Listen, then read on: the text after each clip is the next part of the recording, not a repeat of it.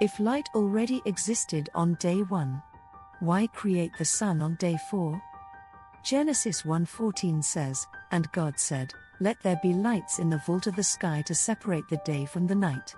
But wait, wasn't day and night already separated? On day 1, God divided light from darkness. Now on day 4, He appoints luminaries. Why this delay? Why this structure? The Hebrew word used here for lights is mirot.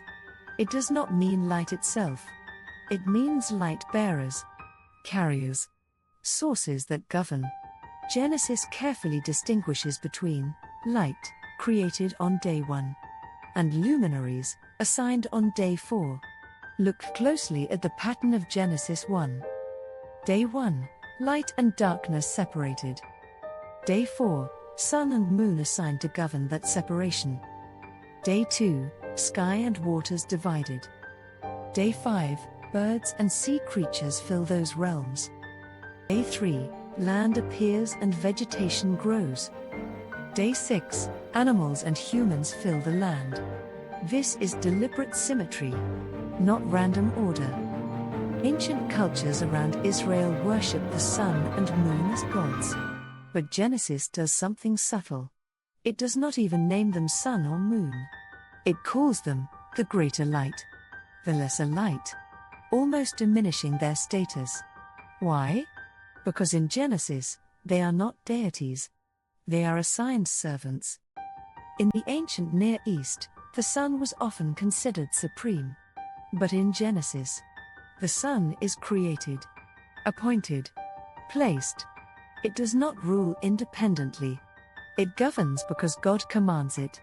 Genesis 1:14 says these lights were appointed for signs and for seasons, and for days and years. The Hebrew word for seasons is merdim. It can mean appointed times, festivals, sacred gatherings. The heavenly bodies become cosmic clocks, markers of rhythm, not objects of worship. So what is happening here? Genesis is not just describing astronomy. It is dismantling cosmic mythology. It is declaring, the sun does not give life. God does. The moon does not control destiny. God does. The stars do not rule fate. God does. Modern science tells us the sun formed after cosmic expansion, that stars ignited through nuclear fusion. Genesis does not describe the process. It describes the order, the function, the authority behind it. Genesis focuses on purpose, not mechanism. Notice something else. God does not struggle to create these luminaries. There is no battle, no cosmic war, no rival deity defeated. In other ancient creation myths, the sun emerges from conflict. In Genesis, it appears by command. Effortless. The text simply says, "And it was so." 4 simple words. No drama. No resistance. Creation obeys. Day 4 mirrors day 1. Light existed first. Then the rulers of light are appointed. Which tells us something profound. Authority follows creation. Function follows existence. Purpose follows design. But here is the deeper mystery. If the sun governs the day, and the moon governs the night, who governs the sun? Genesis answers quietly. God made them. God placed them. God appointed them. Their authority is delegated. Psalm 19 later declares, "The heavens declare the glory of God," not their own glory. The sun and stars become witnesses, not rulers, messengers, not masters.